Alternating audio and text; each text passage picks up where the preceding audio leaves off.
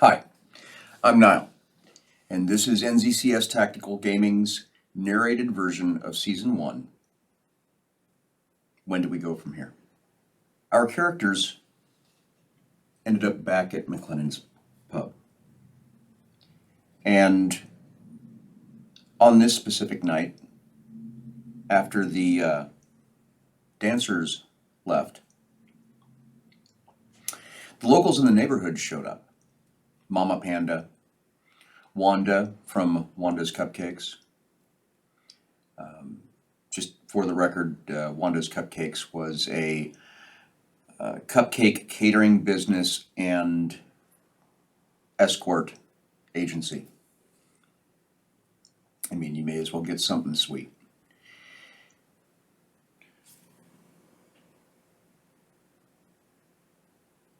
Each of the characters had to ward off the advances of Mama Panda, who is a dwarf that is roughly twice as wide as she is tall, and with a definite Asian flair to her for her Mama Panda's noodle house. But in the conversations with the owners of all of these establishments, that and of Helga, who owns Helga the Wrench's mechanic shop next door to McLennan's, and Helga also happened to be the wife of Vordath. Being a mechanic and wanting to learn more about mechanics, Oni volunteered his services and went to work for Helga on the side for room and board. They learned from locals in the area that there was an extortion racket going on, a protection racket by the local gangbangers, and we're not talking about the orcs and goblins. We're talking about a group of humans called the 13th Street Kings. And just so it happens, they were on 13th Street of Everett, Washington, which is where McLennan's pub is, right there on the piers in Puget Sound. The locals offered to give them a little bit of money to go up and prevent these gangsters from extorting them more. Now, Helga didn't really have a problem. She had the backing of Vordath, and nobody in the local area would even think of pissing off Vordath. But with Vordath's permission, our group, who was employed by him, decides to take it upon themselves to go take care of this issue. Maybe make a little bit of money from the locals, protecting them from the protection. Our friends start walking up 13th Street. They were given vague directions as to where this house was. When they arrived at a house that they saw some gentlemen sitting on the front porch, they walked up. Oni sat down with them and put his arm around one. Alarmed, the gentleman pulled out a knife, and Oni gripped onto him harder. The gentleman stabbed Oni. Of course, Oni, being who he is, big, ugly, and impervious to most damage, didn't do anything. But then this triggered some of the other individuals in the party who felt that they needed to open fire on everybody there who was not part of their group. Varus, being mentally unstable, started shooting everybody, as well as Bob's companion at the time, who, as I said before, I couldn't remember his name. Very shortly after this, sirens start. They hear the sirens coming. At this point, the body count is probably somewhere around 7. Oni leaves the area, still holding on to the individual, knocks him unconscious, and throws him into some bushes. Varus took it upon himself to make sure that there was no witnesses, and then went into the bushes and broke the individual's neck. The entire group managed to escape, but not without detection from the news drones that showed up very shortly after, reacting to the calls on the police radios. At this point, when they arrive back at McLennan's, they are already on the news, on the TVs, in the pub. They ask Vordath what they can do. How can you help us? Vordath said, go collect whatever provisions you need. First thing tomorrow morning, go to the Qianlong, which is the ship that it was just over on the pier to the northwest of them. And they did. So the next morning, they boarded onto this Qianlong, and they were on their way. They were no longer in the United States. They were no longer in Seattle. They were still under the employ of Tenshitatsu, the Tin Consortium, and that was all owned by Kurobara Nagoya. Nagoya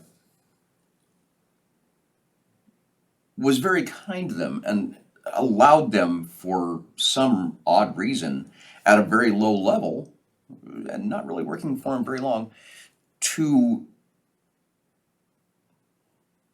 leave on one of his ships. A couple days later, there is word that freighter belonging to Black Rose Shipping had been hijacked by Russian gangsters. And the plan was to airlift our heroes to the area with a Zodiac boat so that they could board and take care of the hijackers.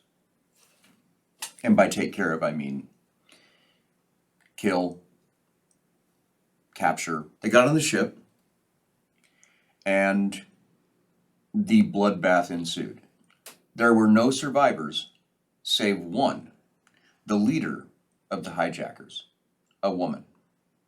She took it to get onto the survival boat and launch herself and run, go away, get away. Our group, unable to capture her, chose to instead fire upon, ignite, and sink her boat. And now at this point, there are no survivors from that ship. A couple days later, Harbor Island, Alaska. The ship is nearing there. They have been tasked with a new mission, and the mission was to go to one of the research facilities belonging to Tenshitatsu, again, owned by Kurobara Nagoya, and investigate what's believed to have been wrong practices by one of the researchers.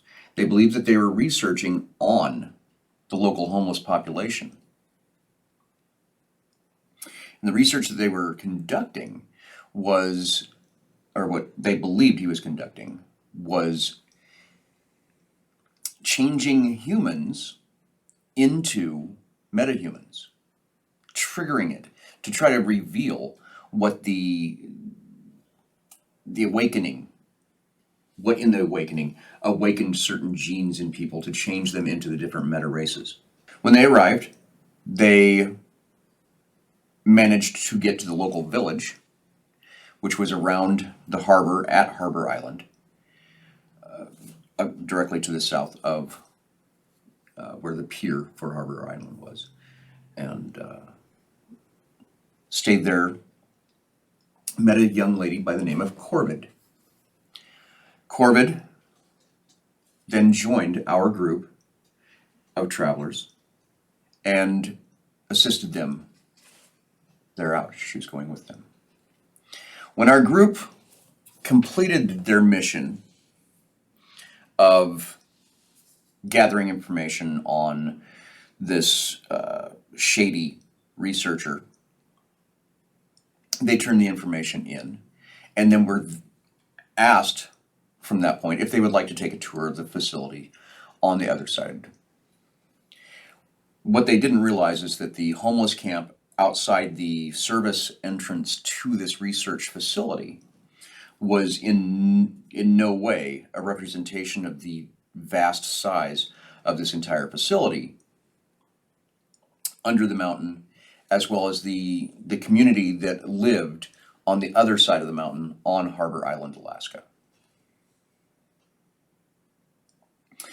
When they arrived at the service entrance, they were put on a golf cart and driven through the access tunnel, the service access tunnel to the back of the facility, into the main lobby, where they met a representative that showed them around, showed them the manufacturing facilities, the weapons testing area, and as he was getting ready to show them the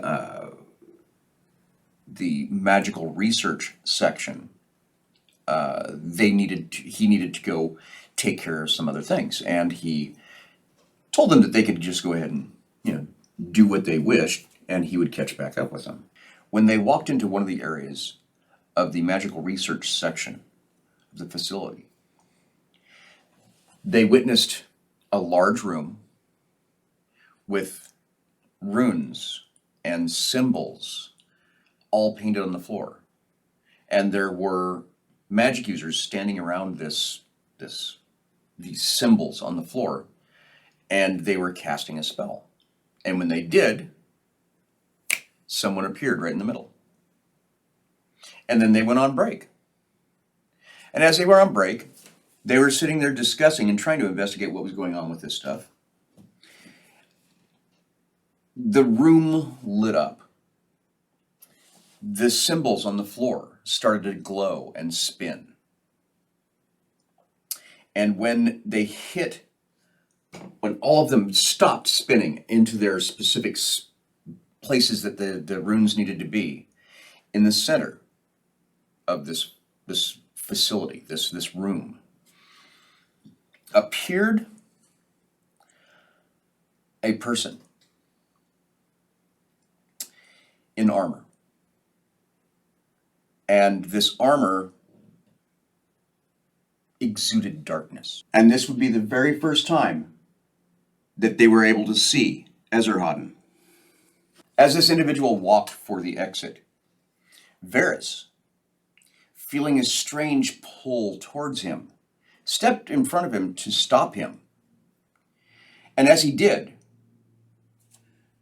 the figure, whose name they didn't know at the time, Ezerhaudin, held up a hand, and without touching him, pushed him across the room with such force that when he hit the wall, he cracked the wall.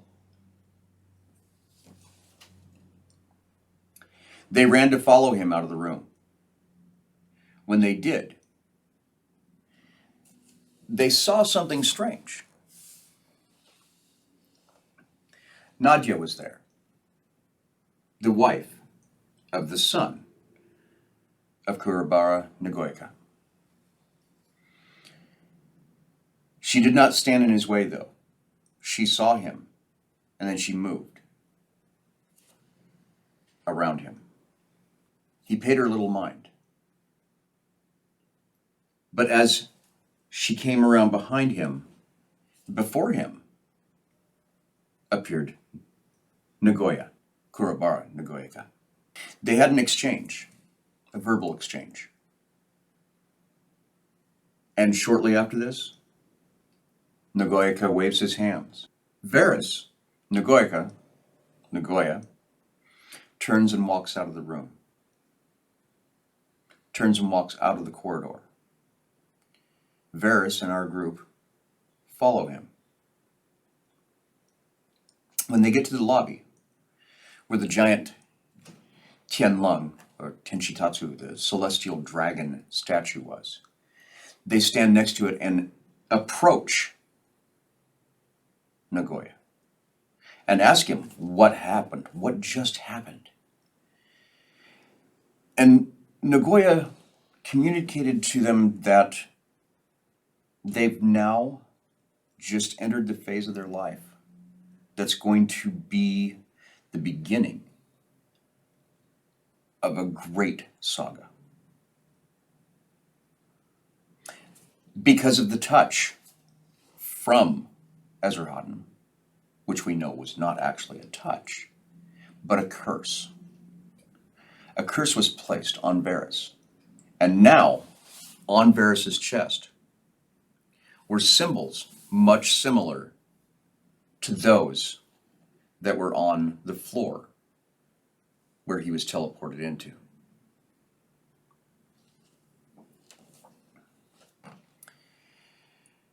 Nagoya said, you have a future ahead of you that's been laid out before you that you must follow. Be the heroes that you need to be.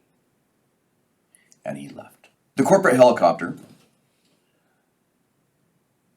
transported them back to the ship, which at this point had left its next port of call, and they linked up to head to the next one, which was on Sakhalin Island, which is part of Russia.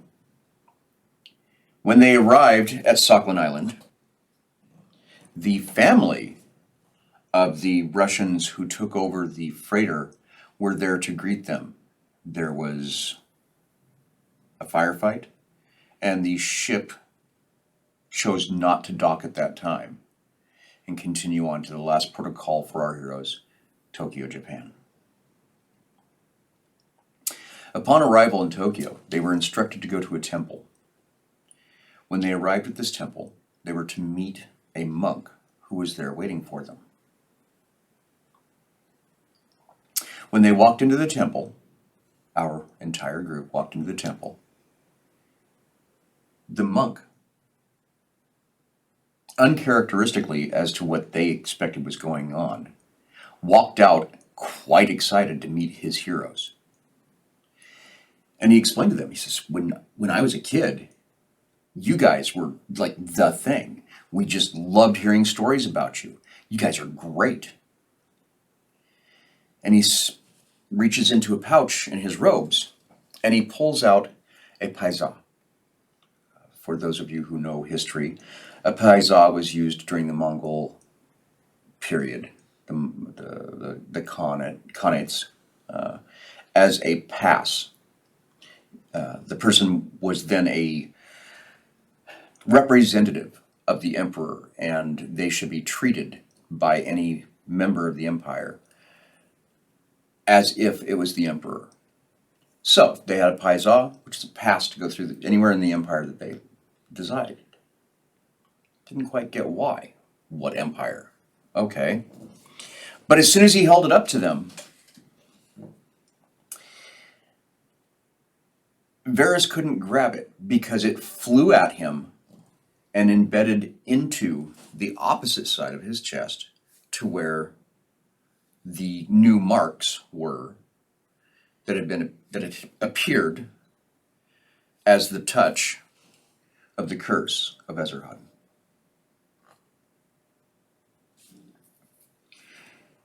And as soon as this happened, the monk ran out of the room.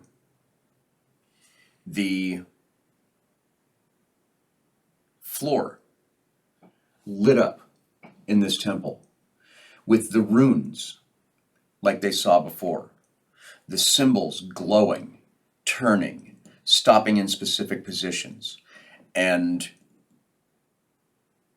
in a moment, the temple they were standing in changed from wood, as is customary for a Japanese temple, to stone.